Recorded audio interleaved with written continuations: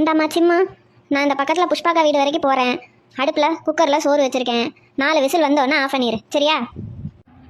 அதெல்லாம் நான் பார்த்துக்குவேன். நீங்கள் போயிட்டு வாங்க. 1 மணி நேரத்திற்கு பிறகு.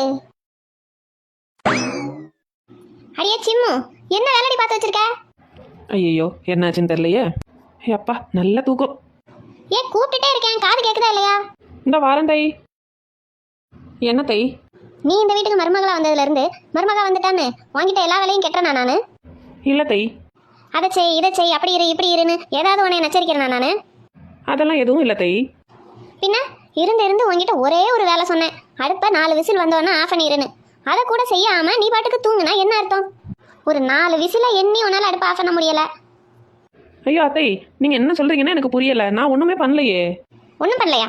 போய் குக்கரை திறந்து பாரு. என்னத்த இது, சோறை காணோம், அரிசி மட்டும் இருக்கு. அதை தான் நானும் கேட்குறேன். உனக்கு தூக்கம் வருதுன்னா அடுப்பை ஆஃப் பண்ணுற வரைக்கும் கொஞ்சம் வெயிட் பண்ணிட்டு அடுப்பை ஆஃப் பண்ணிட்டு தூங்கி இருக்கணும். அதை விட்டுட்டு தூக்கம் வருதுன்னு விசில் வர்றதுக்கு முன்னாடியே அடுப்பை ஆஃப் பண்ணிட்டு நீ பாட்டுக்கு மட்டமல்லாக்க படுத்து தூங்கினா என்ன அர்த்தம்? ஐயோ அத்தை, நான் அடுப்பை ஆஃப் பண்ணிட்டேன்னு நினச்சா இவ்வளோ நேரம் என் மேலே கோவமாக இருக்கீங்க. அப்படியெல்லாம் ஒன்றும் இல்லை அத்தை, நான் அடுப்பை ஆஃப் பண்ணவே இல்லை. அப்புறம் நீ ஆஃப் பண்ணலன்னா ஏன் சோறு வேகலை, அரிசியாகவே இருக்கு? அதுவா அத்தை, நீங்கள் 4 விசில் வந்தோன்னே ஆஃப் பண்ணுன்னு சொல்லிட்டு போனீங்களா? நானும் ரொம்ப நேரமாக வெயிட் பண்ணி பார்த்தேன். விசில் வர மாதிரியே இல்லை. எனக்கு வேறு தூக்கம் வந்துட்டு, சரி என்னதான் நடக்குன்னு பார்ப்போன்னு கிச்சனில் வந்து பார்த்தா நீங்கள் அடுப்பு பற்ற வைக்காமையே போயிட்டீங்க. நானும் பற்ற வச்சு 4 விசில் வர வச்சிடலான்னு நினச்சேன். ஆனால் நீங்கள் சொல்லாமல் ஏதாவது நான் செஞ்சுருக்கேன் அத்தை. அதனால தான் சரி நீங்கள் வர விட்டு கேட்டு செய்வோன்னு அடுப்பு பற்ற வைக்கவே இல்லைத்த.